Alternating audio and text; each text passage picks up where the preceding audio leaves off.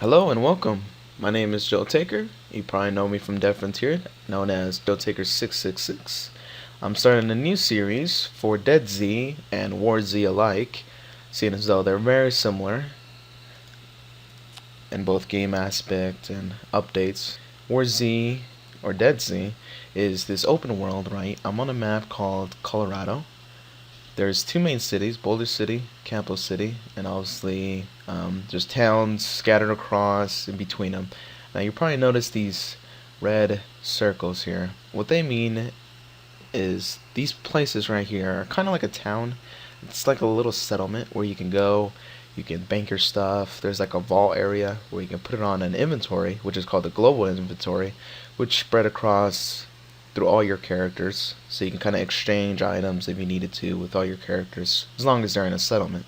Dead Z is currently for free. War Z is in beta, but War Z you have to pay for it, and honestly the developers, they're not too good with the community. But with Dead Z, they really interact with the players a little more, and it seems like they actually have an open ear to certain things. So if you've never seen this game before, or if you're kind of interested in it, stick around for some gameplay, and we'll be sure to either change your mind and get in the game, or answer any questions that you might have about the game. But regardless, let's continue on here. This white arrow is where you're at. You always start out with a map, which is great. I'm by this farm here, which is near this little town called Cottonwood. I'll be looting that in a sec. I'm gonna open up my inventory here. I spawned in from my global inventory. Since I already have some gear, I gave myself a knife and a couple painkillers in case I take damage. So let's go ahead and loot this barn here. I'll be doing some intro videos for new players and whatnot, get you in the game if you're not really used to the game mechanics. But for now,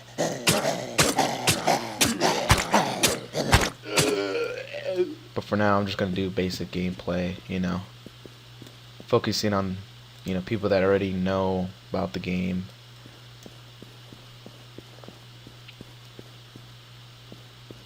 Okay, I see a backpack there. I'm gonna take a look around, because you do gotta look out for bandits, because most people are kill on sight. That it's a small backpack, meaning there used to be a medium backpack here and somebody swapped it out. So somebody definitely used to be here. But seeing as though there's a lot of loot here, like a C-mag and some chips. Most people don't really take chips, but I wouldn't necessarily leave that magazine there.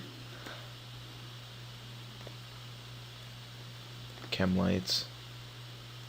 I'm gonna pick that up to show you how it works. So I'm gonna go back in the barn here and rearrange my inventory. So you can crouch, you can go prone if needed. Right, so, and for the people that don't know, there's two kind of sets of prone. So there's one like this, as you can see in the top right. There's my visibility meter and my hearing meter.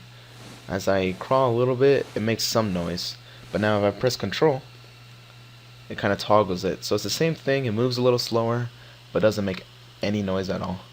Kind of looks funny in the process, but that's good if you're, near a player and you want to get around them. So, and you can also zoom in like that. So if I open up my inventory, you kind of arrange some things. This is like your hotkey, where you can kind of arrange some things. All you got to do is just press that number while you're in game, and it automatically takes that item for you. Consumes the item, rather. And I'm just going to put my meds there. Put that there. Put food. Actually, for now, I'm going to take out the chem light. I never really use these too much, so I guess it's more like a grenade type thing. Hold it, and then you can probably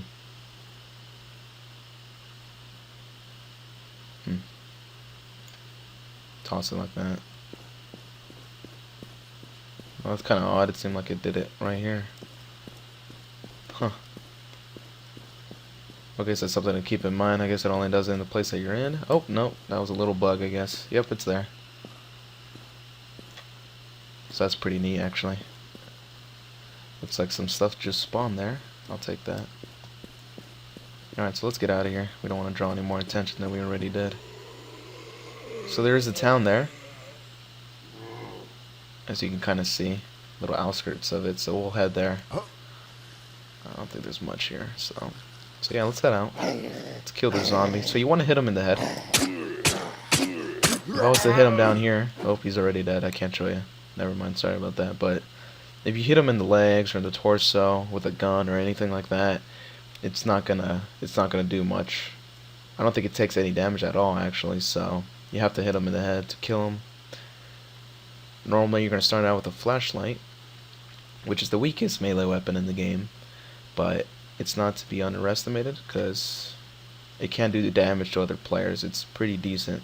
If you get to jump on somebody, you can probably finish them off with just a flashlight. So I want to do some scouting a little bit. Make sure there's nobody here. Okay, I don't see too many zombies, so it's probably a good sign that nobody's really in the area. There's also a global chat, as well as a proximity chat. Proximity is anyone that's within 600 meters between you and them. Or within 600 meters, rather. And I'm trying to get out of there. Don't want to type on accident. And it can be a good idea to talk in proximity, you know, see if someone's friendly or not, but I've done the mistake of, you know, trying to talk to people that I see, and for the most part, they're not really friendly. You know, they won't respond, and all you're doing to them is just saying that, hey, I'm here, come get me, you know. And if you're not really armed and you're not ready to have a player-to-player confrontation, I wouldn't necessarily make yourself open like that. So you want to remain in the shadows when you first start out, basically. Okay, so I'm out of inventory slots. I'm gonna... Right now there's kind of a bug where my thirst and hunger doesn't really lower. So honestly, I don't really need much right now. I'm gonna take the oatmeal instead of the chips, seeing as though it heals up a little more. I ate the chips though. And you do have a sprint bar, as you see that orange ring around my character on the bottom left. That character also shows your hit points, by the way. You can replenish this over time, or you can do it by drinking water, eating certain foods. There's an energy drink item that regenerates the most amount of energy, or stamina actually, I think is what it's called officially. So we attracted the zombie by sprinting. You really don't want to sprint. I was only doing it just to show you guys. Sprint if you have like a bunch of zombies on you. You know, if you really got to get out of the way, then do it. Or if you're trying to cross a road, like I'm about to do, you don't want to be out in the open at all. So go to shadow, basically. You know, if you're out here in the open, everyone's gonna see you. Same thing with flashlights. At the moment, you can't really turn them off. So if you press backspace, it puts away whatever weapon was in your hand. So right now I don't have anything. I can take out my knife, put it away, take it out again. So if you only have a flashlight, make sure you put it away after killing a zombie or a player, because those flashlights can be seen pretty much a mile away. Take those bandages. That hammer, I believe the butterfly knife is better than the hammer. I'm gonna drop it for now since I don't have too much space.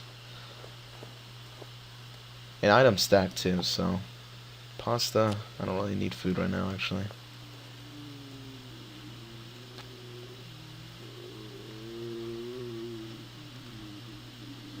You collect. Okay, someone's firing. That's for sure.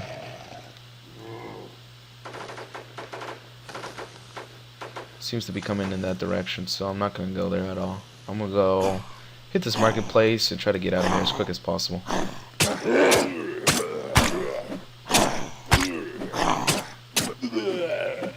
I like to go in first person when I'm fighting zombies, just so you can aim at the head better.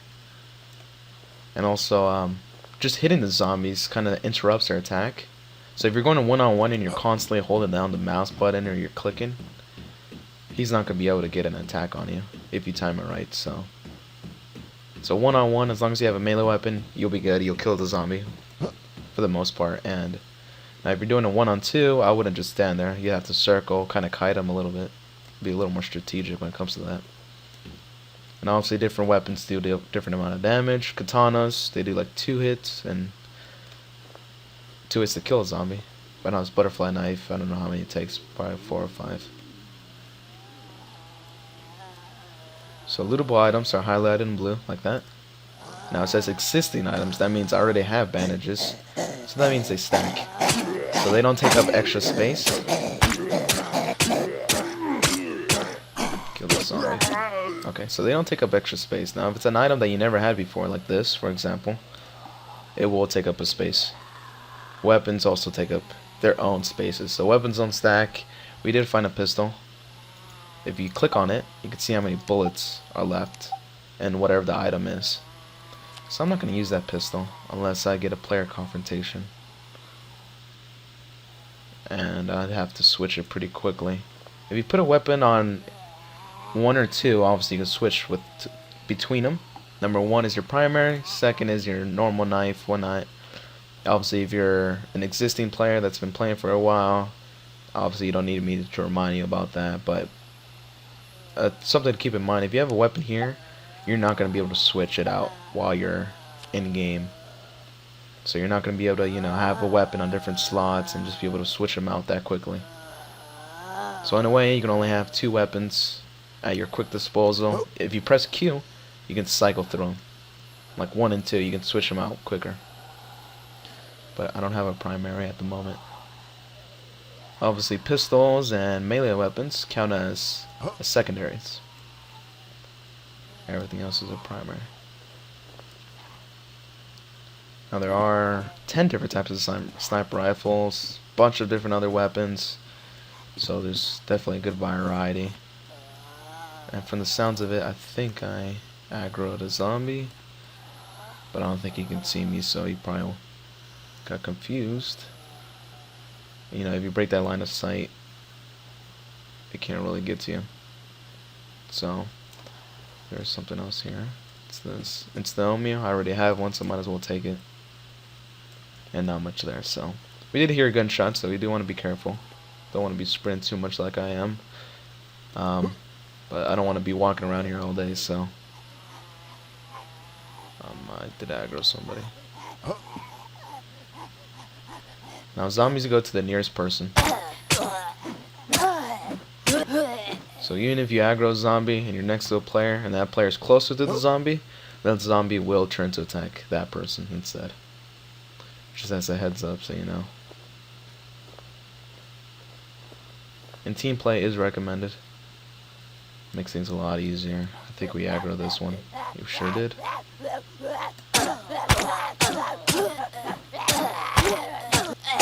So as you can see, this would be pretty dangerous without some kind of weapon. But I did find a pistol. And I did find a hammer. I only picked up the pistol though, but... So if you're really quiet, I do a lot of crouching. You can crouch like pretty close to the zombie, as I'll demonstrate now, without aggroing them. And obviously if you're prone, that increases even more.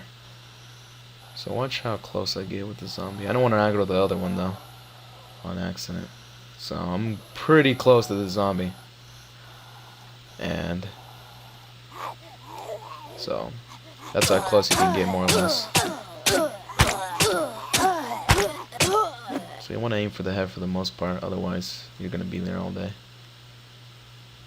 I'm going to kind of scout out. I think I heard some gunshots there, but the player might have left by now. And you got to keep in mind, a player can't take all the items. I mean, I left a bunch of stuff in that town still. So if you see a player, you can wait him out. If he's armed and you're not, just wait him out. I'm sure there's a couple stuff still left. And stuff respawns. It doesn't take too long to respawn. It might take like 30 minutes, an hour. I'm not too sure, but not too bad. I think it's 30 minutes. Might be less, actually. So they are adding vehicles to the game. Obviously, there's vehicles in game, but they're gonna have drivable vehicles soon. So that'd be a pretty cool add-on. So I'm gonna open up my map. Now, as we can see, we can go up here, go to Crystal Lake, which is a pretty nice town. And just a quick tip before I cut away, you do want to scout out areas prior to going in them. Now binoculars are pretty common. I usually come back with like 6 of them. I mean, you'll get them pretty quickly actually, and they help a lot for scouting out areas. Like if I had binocs, I'd be able to see individual rooms probably from here. So definitely something to be looking out for. At least have one pair. So.